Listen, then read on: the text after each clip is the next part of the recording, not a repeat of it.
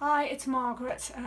With the help of my daughter Catherine, I'm going to try and create a vlog for assignment 2, whereby we have to look at some virtual learning environments and some open educational resources. Sorry about this. The VLE that I'm going to look at is the college Moodle system and how we can use it to help us in the classroom and help us with our teaching. As you can see on the first page here, we have eTracker, which is part of Moodle, and this allows us to monitor students' attendance. It allows us to monitor their achievements in exams, and it also allows us to upload assessments. We can enter results, and we can actually upload assignments. And we do on a regular basis put assignments onto Moodle. Beneficial because obviously everyone can have access to them. If they lose them, if they forget them, then we place our assignments here. And then we can also enter their results and track how they're doing, and they can also hand their work in using a system called Turnitin on Moodle. And so it really does, as well as just the actual learning materials, it helps with learning and it helps with teaching, because it can help keep people organised, it can help keep students organised, they can have deadlines on there, they can submit work without losing it, they can save things on there, and they can get feedback from the tutors on there. This is a document which I've opened up using the Moodle system. It's just a typed document, a set of questions. The student can open up the work, they can print it off if they prefer to work on paper, or they can save it and they can work on the screens. So therefore it's good for learning because it can help to meet different people's needs, whether you like a paper-based one or whether you like to keep everything electronically. However, in line with the SAMR model, it is really just substituting a paper-based task. So we can use Moodle for that purpose, and it keeps things organised and people can access them far easier, and if they lose them they can always get another copy. And they can access them remotely. So it's very useful in that way, but we can also use Moodle to develop this principle of question and answer a little bit further. As stated, we can take the basic paper-based exercise which has been uploaded, and we can try and develop it a little bit further. So if we look at this example which we're using in the accounting department, we can actually upload activities and obviously make them a little bit more interesting. For instance, if we just take this, what we're calling here the Birmingham Grand Prix,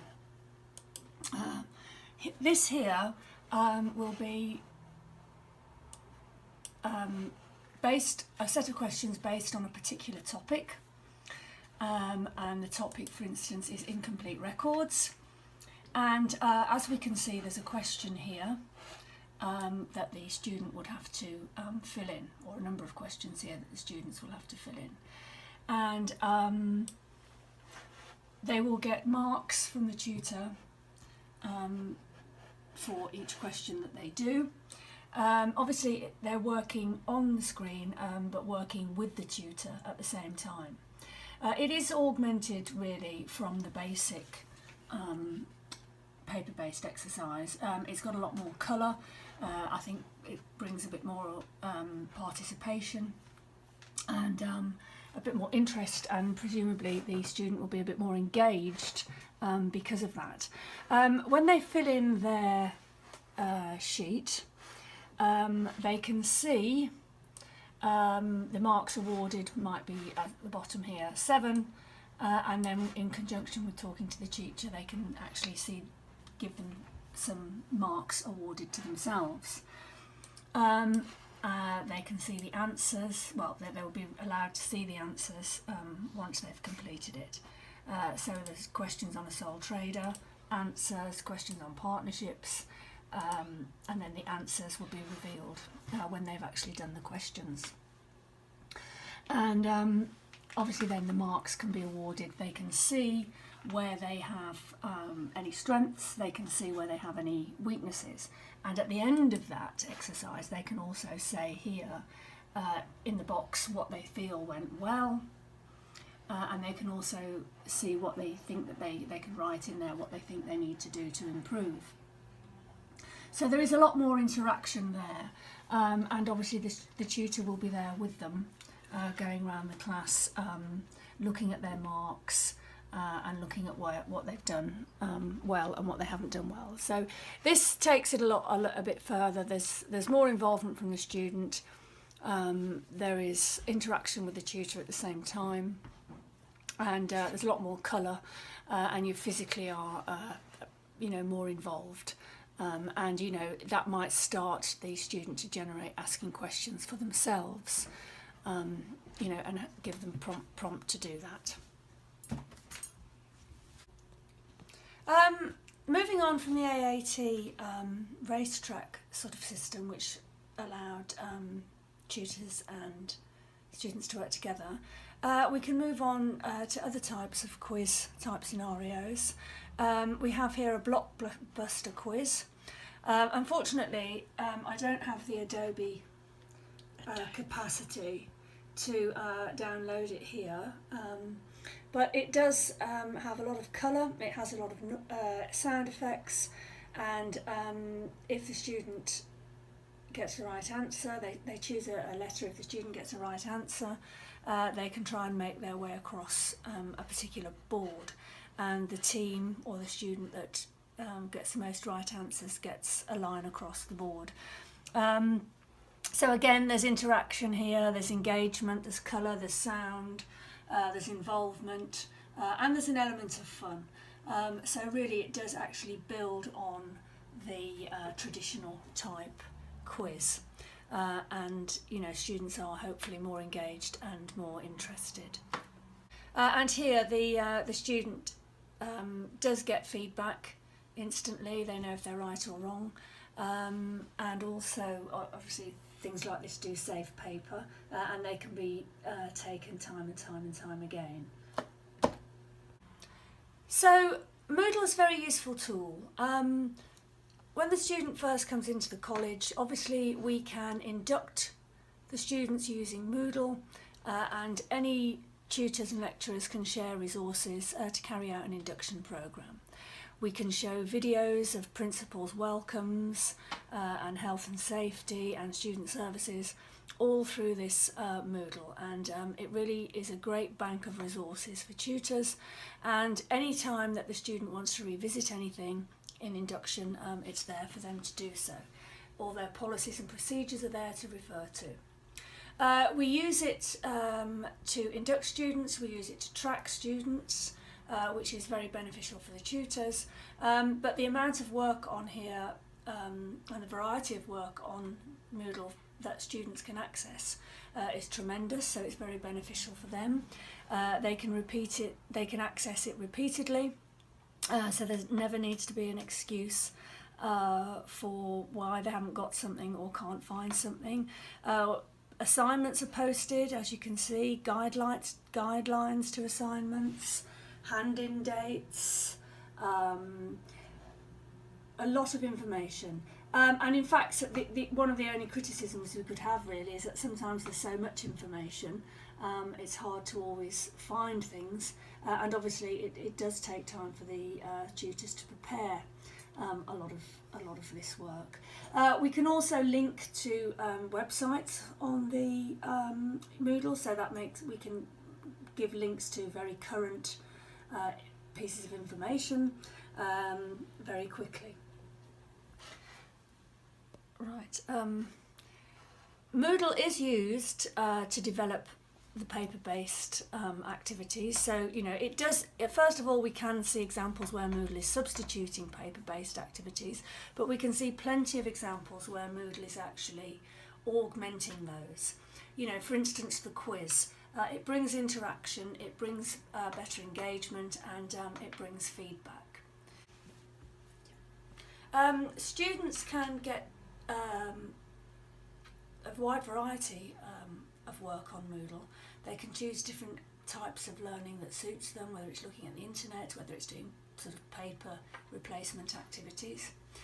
And they can also highlight on, you know, home in on areas where they feel they need the extra support.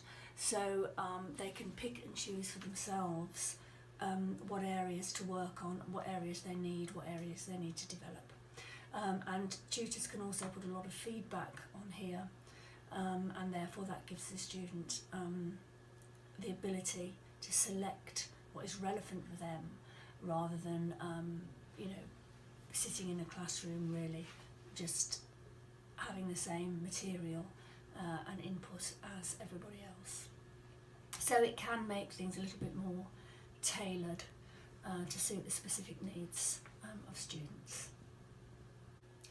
I'd like to move on to some open education resources, and the website which is pertinent to us, well, me particularly, my department, is the AAT website, which is the Accounting Technicians website, and it's very, very supportive for students. And as you can see here, we've just highlighted one course, Bookkeeping Transactions, and we can see on here the student has the chance to work through a number of e-learning tutorials. So for instance, if we didn't know how to balance a T account, we could click on there and we would be taken through a small tutorial which would instruct us on how to actually balance T accounts. Once we have read the information, it will take us through step by step what we need to do, and then we will be given some activities to do to actually balance some T accounts ourselves. So we would have to be able to work out what went on each side and then actually carry out the balancing. And it takes us through a number of different accounts to do that, and then we will get questions on the material that we have just learnt. So this is very beneficial because the student can access this at any time and on any device really, as long as they can access the internet. They could be on a bus, they could be in a classroom, they could be in a library, they could be in a shopping centre. They can work at their own pace, they can work in their own chosen environment, and they can get feedback straight away as to whether they've got the right answer or not. So if we just tick that as an option, obviously I didn't get that right, and it will give me some explanation there as to what the real the problem or what the correct answer is. If I take that feedback on board, I can reset the question, and then I can try again, having dealt with that feedback. So they're very, very supportive tutorials, and they give the element of testing at the end. So I really do feel that this moves on from, you know, just having a replacement. It does a replacement exercise, a paper-based exercise. It augments it because it brings about participation. And I think it redefines it to some extent because it gives feedback and it gives options on that feedback, that if it's not right, you know, you can try again and repeatedly try again. So it is almost like having somebody to talk to. However, it is just a screen, and that is part way to replacing, what can take place in the classroom. Right, once a student feels that they have covered the sufficient material to actually prepare for the examinations and the tests, we have what we call green light tests.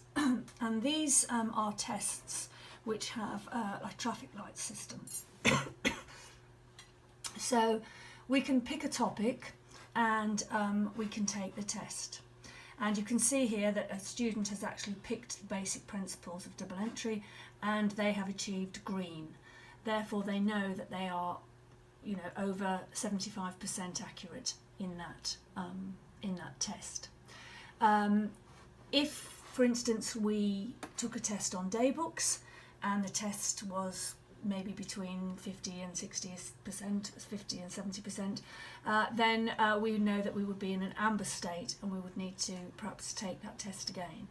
These tests are very useful because if you get a question wrong, so we can see here on the tests, but if a student takes a test, the answers are there for them once the test is completed, and it shows them their marks, and it shows them whether they got the test, each question correct, and the ones that they didn't get right, it will give them an explanation. Therefore the student has feedback straight away, and it's specific to them and their needs. So again, I feel this is working its way up the SAMR model, because it is interaction that is tailored to each individual user. So it is to some extent replacing the teacher and, you know, modifying the learning, because it is directing it to exactly what each different person needs. The website is also very useful because it has a lot of sample assessments here. And the student, when they feel that they're ready to do or to prepare for the exam, can actually sit one sample exam. It will give them a mark at the end, and they can also then go and look at the answers to that exam and see where their strengths and weaknesses lie.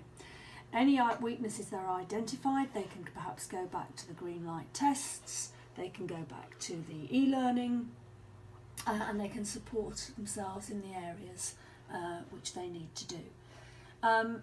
This is very good as it prepares them for the examination, it prepares them for using the equipment, you know, the mechanisms of the exam, the time constraints of the exam. It has a clock ticking away.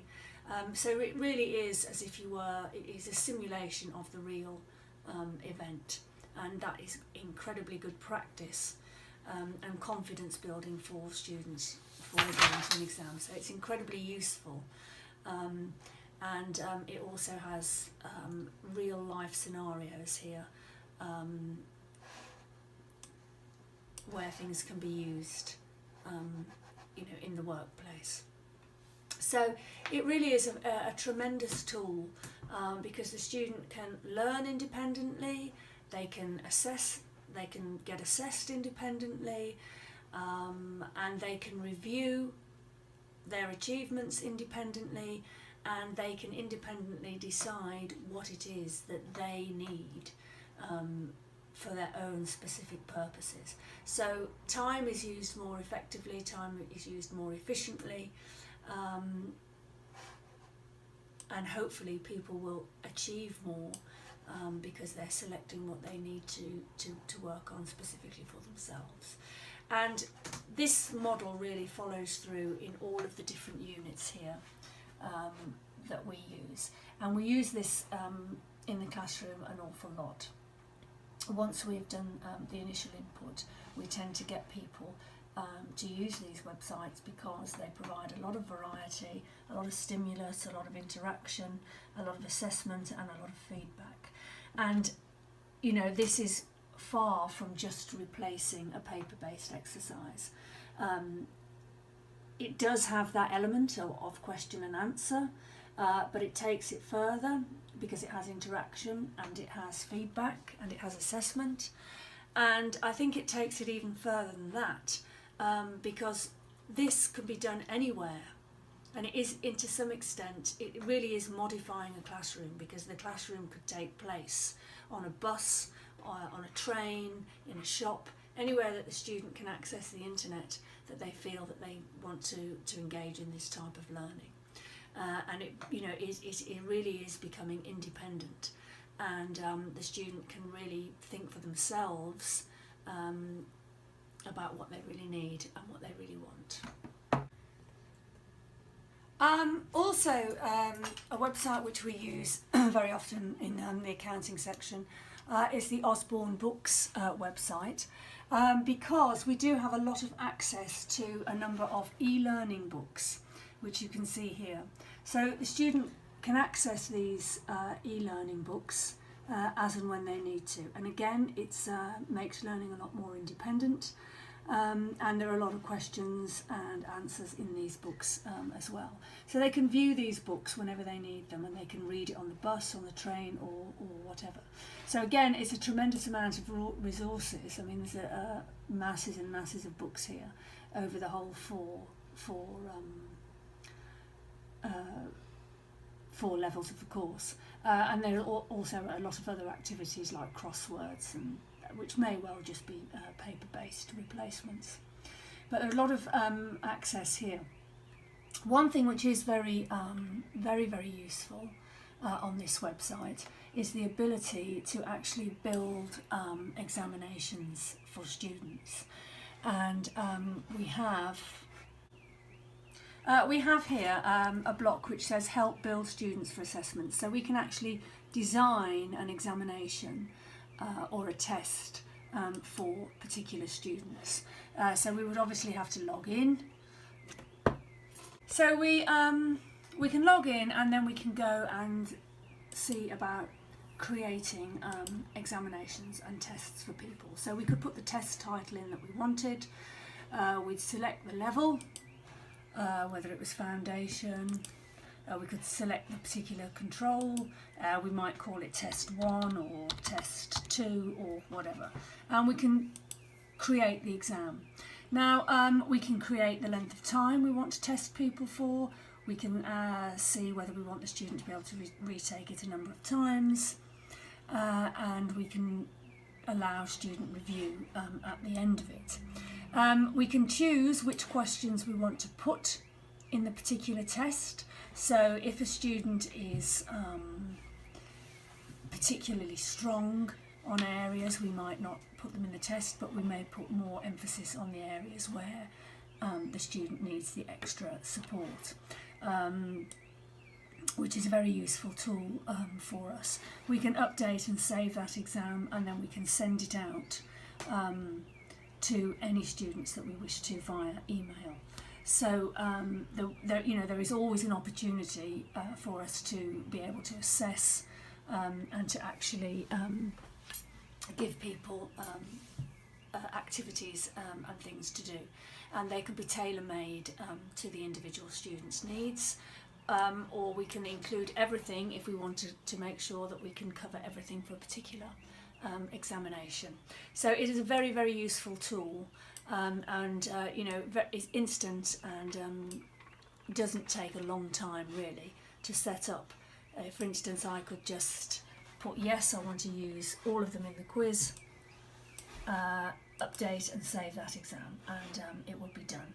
I can then just go on the link here, get a link for it, and email that link to as many as different students as I want. Osborne Books also provides a lot of learning and testing online. We can select which course we want to do, and then we can take tests for bookkeeping 1, bookkeeping 2, costing, whatever unit we like. We start doing these tests. We need to fill them in, the answer as you're going along, and we can find out whether we're right or wrong. Here, it will tell you the answer, whether it's right or wrong, and you can reset the question and repeat it. It does have the actual correct answers there as well that you can have a look at. So again, I think that this is developing the SAMR model, the website, particularly the examination building, because things are tailor-made to a far greater degree, and the student can pick exactly what they want to do and learn and repeat it or not repeat it, as the case may be. So hopefully you can see that we do use the Moodle virtual learning environments, and we also use the AAT website and the Osborne website very extensively in our department. And I think you can see that yes, we do have situations where we have paper-based exercises which we are virtually sort of replacing, but we move on considerably.